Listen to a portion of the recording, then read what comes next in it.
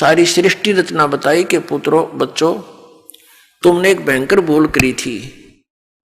ये काल भगवान वहां तपस्या कर रहा था तो तुम उस पर आसक्त हो गए। और वो तपस्या कर रहा था कि मुझे अलग स्थान चाहिए। सत्ययुग तप इसने एक किया, उसके प्रतिफल में परमेश्वर सत्य पुरुष ने कबीर साहिब जी ने इसको 21 ब्रह्मांड प्रदान कर दिए। तप से राज्य प्राप्त होता है। इसने फिर सत्ययुग तप किया। फिर परमात्मा ने पूछा कि तू क्या चाहता है। इसने कहा जी भगवान मुझे कुछ कंस्ट्रक्शन करने की सामग्री दे दो, मटेरियल दो। ये ब्रह्मांड 21 ब्रह्मांड तो ऐसे हैं जैसे खाली प्लाट पड़े हो। परमात्मा ने इसको 5 तत्व और 3 गुण प्रदान कर दिए कि ले तू अपना खेल ले खिलौना होता है। इसने सोचा कि कंस्ट्रक्शन भी कर लूंगा, मकान बना लिया प्लाट में, फिर मैं अकेला इनमें करूंगा क्या, मेरे साथ कुछ प्राणी भी होने चाहिए। इसने फिर तप शुरू किया। तब इसने क्या मांगा कि भगवान मुझे कुछ जीव दे दो। 64 युग जब तप कर लिया, परमात्मा ने पूछा कि अब क्या चाहता है। 2 मांगा तुझे मैंने दे दिया। तब इसने कहा कि परमात्मा कुछ आत्माएं दे दो, मेरा अकेले का दिल नहीं लगता। तब परमेश्वर ने कहा था देखो भाई तेरे तप के बदले में और कोई प्लाट चाहिए ले ले, लेकिन ये आत्मा मेरी अंश नहीं दूंगा, क्योंकि ये सब मेरे ही शरीर से उत्पन्न हुई है, मेरे वचन से उत्पन्न हुई है, मेरे बच्चे हैं। अपने आत्मा जिसका लागे वो जाने। जैसे इन बहनों से पूछ कर देखो, पिता में भी ममता इतनी नहीं बनती बच्चों में जितनी माँ में बनती है। एक बहन को एक बच्चा हुआ, उसके ना हाथ ना पैर ना सिर, एक रसोड़ी सी, और थोड़ी देर तड़फा और खत्म हो गया। उसके लिए भी बुरी तरह रो रही है, टक्कर मार मार के, हाय मेरा बच्चा, हाय मेरा बच्चा। अब इसी प्रकार हम परमात्मा के बॉडी से निकले हैं, उसके वचन से।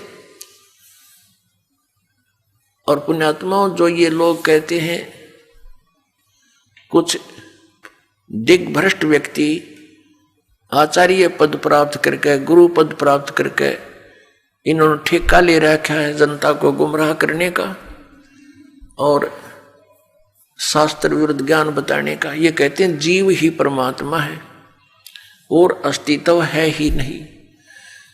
अब जैसे ये साथ में उदाहरण भी लेते हैं तुलसीदास कृत रामायण की चौपाइयों का।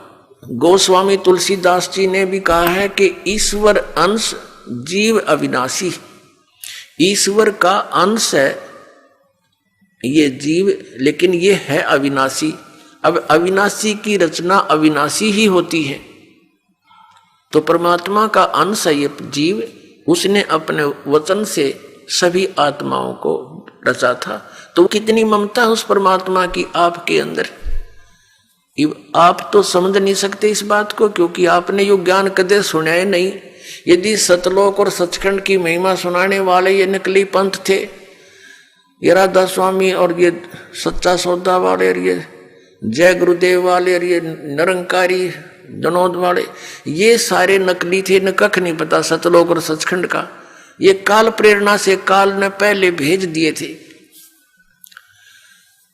कि इतना रोड़े रड़ा दूं उस सतलोक और सचखंड के ज्ञान को कि कोई सच्चाई बताने वाला आवे सतलोक तय तो इनका पल्ला पड़ा ही नहीं, कुछ भी इनके गले उतरे नहीं। ये सारा सुनियोजित तरीके से इसी समय किया गया इस काल ने। ये दास ये इसका कंसेप्ट क्लियर करना चाहता है कि ये अब ये सारा अड़ंगा क्यों कर अड़ा दिया, कैसे अड़ गया, ये इतने पंथ बन गए और इतने श्रद्धालु उनके चिपक गए, कोई ज्ञान ना ध्यान उनका। क्योंकि ये काल प्रेरणा से और काल के प्रभाव से, मन काल है सबके अंदर और ये काल मन के रिपोर्ट से चलता है, ये मन काल के रिमोट से। और तो ये सब फटाफट वहां भेज दिए, वह धक्के मारन ये हंगे जावा उड़े और हम यहाँ पलका बिछाए बैठे हैं, सारी सुविधाएं देते हैं, यहाँ नौकर ना वहां के दे रहा है, वहां से भर ली जोड़ी तुमने। कोई 20 वर्ष धक्के खा के, कोई 30 वर्ष धक्के खा के नास्तिक होने के कागार पे पहुंच गया मानव। तो परमात्मा ने कहा कि भाई ये मेरी आत्मा है, ये मैं नहीं दे सकता तेरे को किसी कीमत पर भी, ना तेरी किसी जपते ना तपते। फिर मालिक को पता था कि हम उस लोक में रहने योग्य नहीं रहे थे। क्यों नहीं रहे थे? क्योंकि जब ये तपस्या कर रहा था, ये एक पैर पे खड़ा था और हम इस पर आसक्त हो गए। ओह देख कितने दिन हो गए इसको यहां खड़े रहे, ओहो, यानी हमारी इसके अंदर एक कसक बन गई, ये एक बुराई हमारे घर कर गई।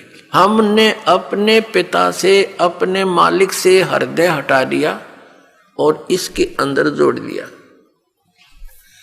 वो अंतर्यामी है, सब जानते थे।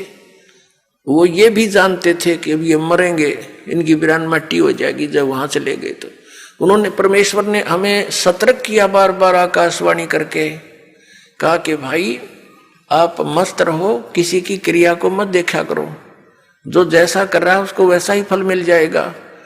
मत देखो इसके इस ड्रामेबाजी को। हम ऊपर से तो सावधान हो गए, अंदर से कसक नहीं गई, और इतनी प्रबल कसक होगी कि हम एक बंधन में बंध गए इसके साथ, ममता से, मोह से। परमात्मा अंतर्यामी है, वो जान गए कि ये गए काम तय। तो फिर परमात्मा ने कहा कि भी एक बात सुन। अब परमेश्वर ने यह भी सोचा कि यहां अगर ये रहेंगे तो औरों को भी खराब करेंगे, इसके साथ जाने में ही यहां का हित है। जैसे पुण्यात्माओं, एक सेब विक्रेता है, सेब, और उसको कितनी प्यारी है वह सेब। एक सेब मानो 10 रुपए की होती है, और उन टोकरे में सेब के ढेर में एक सेब भी उसको खराब नजर आती है, तुरंत निकाल कर बाहर फेंक देता कूड़े में, कि नोरा ने भी फेंक खराब करेगी। वो उसका शत्रु नहीं, लेकिन उसको पता है कि और घना नाश कर देगी या मेरा एक इसके ऊपर चिपका लालच करता रहा तो वो देर नहीं करता, उसको निकाल कर तुरंत बाहर कूड़े में फेंक देता, फिर उसको सूअर खाते हैं। तो परमात्मा के हम कितने प्यारे थे, लेकिन हम उस सेब की तरह खराब हो गए, तो हमारा वहां से निकालना अनिवार्य हो गया था। अब क्या हुआ कि इस काल ने जब ये कहा कि भगवान मुझे कुछ आत्मा दे दो, परमात्मा ने मना कर दिया। फिर कहा कि देखो एक शर्त पर दे सकता हूं, यदि कोई सब इच्छा से तेरे साथ जाना चाहता है तो मैं भेज दूंगा, वैसे मैं नहीं भेजूंगा। परमात्मा को पता था कि ये डटे भी ना डटे, ऐसी इनका चाव चढ़ रहा है, इसके साथ जाने का चाव लगा हुआ है, उमंग है, पता नहीं क्या लुटाएंगे वहां जाके। अपने आत्माओं, यही बीमारी हमारा लगी थी जो आज विद्यमान है। ये जैसे हीरो और हीरोइन, अभिनेता अभिनेत्री अपने पेट के लिए चटक मटक करते हैं सारा दिन हैं, और ये नौजवान बालक इतने आसक्त हो जाते हैं कि वो मेरा फेवरेट हीरो है, वो मेरी फेवरेट हीरोइन है, और लेना एक न देना दो इनका। उनसे क्या मिलेगा उन फेवरेटों से इनको? अब जैसे यहां बरवाला में आ जाए कोई हीरोइन या हीरो है, ये फिल्मी नेता अभिनेता, ये देखो नौजवान बच्चों को जिसने भी पता चलेगा वही रोटी खाता होगा, रोटी खाता छोड़ दे मैंने खाना, और फट दे भाग लेगा अपना व्हीकल या जो भी साधन उपलब्ध है, और वहां देखेगा 1 किलोमीटर दूर खड़े न मंच के ऊपर, अन्नो देखे जाएंगे वो खड़ा वो खड़ी, सारा दिन धक्के खा के वापस आ जा, कह दिया उस खड़े खड़ी ने तुम्हारे को। तो ये बीमारी हमारे सतलोक में लगी थी, इसके ऊपर हम आसक्त हो गए, वही एज इट इज आपके हृदय में आज भी वो वासना समाई हुई है। और इस काल ने वहां दुर्गा के साथ अकेली लड़की देखकर इसने उसके साथ बलात्कार करने की चेष्टा की थी। तो ये मन रूप में सब में विद्यमान हो गया, और यही दशा आज सभी प्राणियों की हो रही है कि 90% तो अवश्य इससे प्रभावित होते हैं। कुछ पुण्य आत्माएं हैं वो अपना बहुत विचार करके अपने मन को रोक लेते हैं, वो अलग बात है। तो कहने का भाव यह कि जो ये बुराइयां हमारे घर की इस काल के कारण और जो वो ड्रामा हमने देखा उसके कारण हम इतने आसक्त हो गए।